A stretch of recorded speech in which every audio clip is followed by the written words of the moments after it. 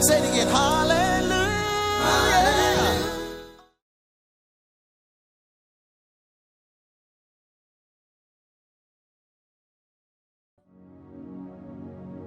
Alors, shalom peuple du Seigneur, c'est le berger Jonathan. Alors, je suis là pour m'entretenir avec vous sur un thème que j'estimais important, que nous allons partager ce soir, en ce jour. Marc chapitre 5, nous allons prendre le livre dans Marc chapitre 5, Marc chapitre 5, on va lire du verset 25 au verset 26, Marc 5, du verset 25 au verset 26. Or, il y avait une femme atteinte d'une perte de sang depuis 12 ans. Elle avait beaucoup souffert entre les mains de plusieurs médecins et elle avait dépensé tout ce qu'elle possédait. Et elle n'avait trouvé aucun soulagement, mais en s'empirant. Luc chapitre 23, le verset 40 à 41. Luc 23, 40 à 41, il est écrit dans la parole du Seigneur, mais l'autre le reprenait et disait, n'es-tu pas Dieu, toi qui subis la même condamnation? Pour nous, c'est justice, car nous recevons ce que nous méritons. Mais celui-ci n'a rien fait de mal. Et il dit à Jésus, souviens-toi de moi quand tu viendras dans ton règne. Et Jésus lui répondit, je te le dis en vérité, aujourd'hui tu seras avec moi dans le paradis. Nombre chapitre 19. Nombre chapitre 19. Nombre chapitre 19. Voilà, Nombre chapitre 19, on va lire le verset 16. Nombre 19, 16. Quiconque touchera dans le champ un homme tué par l'épée, ou un mort, ou des ossements humains, ou un sépulcre, sera impur pendant 7 jours. 2 Rois, chapitre 13, le verset 21. 2 Rois 13, 21.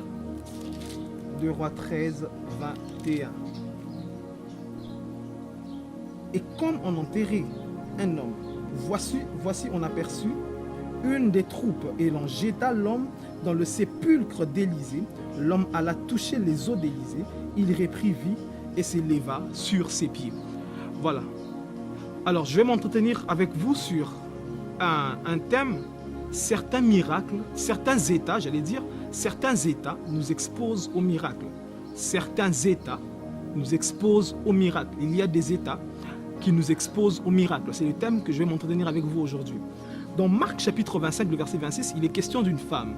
Cette femme avait souffert de la perte de sang pendant 12 ans. Cette femme a souffert de la perte de sang pendant 12 ans. La Bible dit qu'elle a eu à toucher le pan de la robe de Jésus et après, elle était guérie. Je ne vais vraiment pas m'attarder sur le fait pour elle de toucher le pan de la robe de Jésus. J'étais en train de dire que j'étais en train de parler sur ces thèmes, certains états nous exposent au miracle. Mais je ne vais vraiment pas m'attarder sur le fait pour elle de toucher le pan de la robe de Jésus. Je vais m'attarder sur un détail que la Bible donne. La Bible dit qu'elle avait perdu tout ce qu'elle possédait. Tout ce qu'elle possédait. Il est évident que lorsque la Bible parle du tout, il ne parle pas du tout absolu.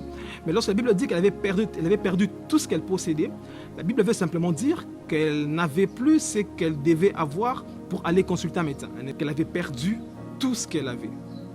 Et après, elle a eu à savoir que Jésus passait et elle a touché le pan de la robe de Jésus. Alors, je vais m'attarder un peu sur ces détails. La Bible dit qu'elle avait perdu tout ce qu'elle avait. Donc là, je me rends compte que si cette femme n'avait pas perdu tout ce qu'elle possédait, elle aurait beaucoup plus un regard sur la recherche des autres médecins plutôt que de chercher Jésus.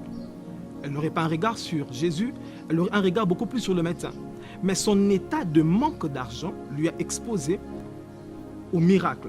Son état de manque d'argent lui expose au miracle. Je viens de dire à quelqu'un que ton état de manque t'expose au miracle. Ton état de manque te rend encore plus proche de Jésus. Ton état de manque est un état favorable pour recevoir le miracle entre les mains de Jésus. Vous savez que cette femme a obtenu gratuitement chez Jésus ce qu'elle n'a pas pu obtenir avec de l'argent chez les médecins. Elle a obtenu gratuitement chez Jésus ce qu'elle n'a pas pu obtenir avec de l'argent chez les médecins. C'est pour vous dire que l'argent ne donne pas tout. C'est pour vous dire que tu ne posséderas pas tout à cause de ta beauté, à cause de ton potentiel, à cause de ton quotient intellectuel. Ce n'est pas à cause de... Il y a certaines choses que ton quotient intellectuel ne te donnera pas. Il y a des choses que ta beauté ne te donnera pas. Il y a des choses que seul Jésus peut donner. Et j'aimerais dire à quelqu'un de profiter dans son état de manque, son état de souffrance, ton état où où tu n'as plus rien, j'aimerais te dire c'est l'état favorable qui t'expose au miracle afin que Jésus puisse agir. Alors, je vais utiliser le deuxième cas de figure qui est dans Luc chapitre 23, le verset 40 à 41. Alors là, il est question d'un homme. Il est question des deux hommes. On parle de deux voleurs qui étaient crucifiés avec Jésus à la croix. Deux voleurs. Alors, le premier voleur, vous savez ce qu'il a dit, sauve-toi si tu es fils de Dieu. L'autre a repris et a dit, regarde, lui, nous ne savons pas, mais nous avons ce que nous méritons. C'est-à-dire, le voleur savait que s'il est pendu, c'est parce qu'il méritait ce qu'il devait avoir. Et la Bible dit, le voleur s'est adressé à Jésus, il a dit à Jésus, regarde, a adressé la parole à Jésus, et Jésus lui répond, il dit, ce soir même, tu seras avec moi au paradis. Donc là, je me rends compte que si ces voleurs-là n'avaient pas été arrêtés, si ces brigands n'avaient pas été crucifiés, ces brigands-là n'iraient pas au paradis. C'est parce qu'il s'est retrouvé à un état de honte, un état de crucifixion, parce que la Bible dit, maudit soit celui qui est pendu au bois. Il s'est retrouvé à un état de honte, un état de crucifixion. Ça lui a rendu plus proche de Jésus pour aller au ciel. Je suis venu dire à quelqu'un, tu peux profiter de ce temps de honte-là pour t'approcher de Jésus. Je m'aimerais te dire qu'à chaque fois que tu es exposé, tu es honteux, ce moment où on t'a engrossé, ce moment où on parle de toi en mal, ce moment où tu as commis une bêtise ou une bêtise qu'on ne peut pas te pardonner, j'aimerais te dire que cet état te rend encore beaucoup plus proche de Jésus. Regarde à côté de toi, tu verras qu'il y a un Jésus à côté de toi qui est capable de changer ta vie. Je suis venu dire à un homme qui a subi la honte, j'aimerais dire à un couple qui n'ont pas d'enfants et on se manque de par-ci par-là. J'aimerais dire à un jeune à qui on a exposé sa photo, ses vidéos, qui a fait des sextapes et qui a été exposé, il a honte. J'aimerais te dire, ne te tue pas. J'aimerais te dire, ne te laisse pas souffrir, ne te laisse pas humilier. Sache que cette humiliation te rend encore plus proche de Jésus. Te rend encore plus proche de Jésus. Cet état est un état qui t'a exposé au miracle. J'aimerais dire à quelqu'un qui traverse une période de honte que cet état t'expose au miracle. Alors, on va terminer par ce troisième cas de figure. La Bible parle d'un homme. La Bible dit que cet homme était mort et on est allé l'enterrer. On emmène l'homme pour être enterré.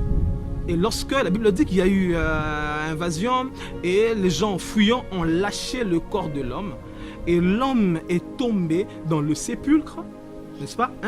Et deuxièmement, cet homme a touché les eaux d'Élysée. Mais moi je suis étonné parce que dans Nombre chapitre 19, la Bible dit que l'on a dit aux gens, on dit tout celui qui touchera le sépulcre, tout celui qui touchera les os d'un homme mort est déclaré impur. Mais lorsque cet homme touche les os et le sépulcre, cet homme est ressuscité. Donc là, je suis en train de me poser des questions pour savoir mais pourquoi est-ce que cet homme n'a pas subi ces principes? C'est pour la simple raison, c'est que cette loi était adressée aux vivants. Cette loi n'était pas adressée aux morts. Cette loi était adressée aux vivants. Cette loi n'était pas adressée aux morts. Et son état de mort lui a fait échapper à une loi qui avait été promulguée. Donc son état de mort lui a fait échapper à une loi qui avait été promulguée. En principe, ceux qui touchaient les os, ceux qui touchaient les sépulcres étaient déclarés impurs. Mais cette loi était adressée aux vivants. Cette loi n'était pas adressée aux morts. Il fallait qu'ils meurent pour qu'ils ne soient pas exposés ou qu'ils ne subissent pas le principe de cette loi. Je suis venu dire à quelqu'un, il y a certaines choses dans la vie que tu ne vas jamais subir juste parce que tu as fait mourir la chair. Je suis venu dire à quelqu'un, il y a certaines choses que tu ne subiras jamais juste parce que tu as fait mourir le vieil homme. Je suis venu dire à quelqu'un, tu as raison de mourir, tu as raison de faire mourir ce vieil homme, tu as raison de faire mourir le péché en toi parce que cette condition-là t'expose au miracle. Et nous savons qu'après ça, cet homme est ressuscité. Pourquoi? Parce qu'il était à un état de mort. Et je suis venu dire à quelqu'un, il y a certains états qui nous exposent au miracle. Et je déclare dans la vie d'une personne que peu importe l'état où tu te trouves, il y a un miracle qui n'est pas loin. Que Dieu vous bénisse.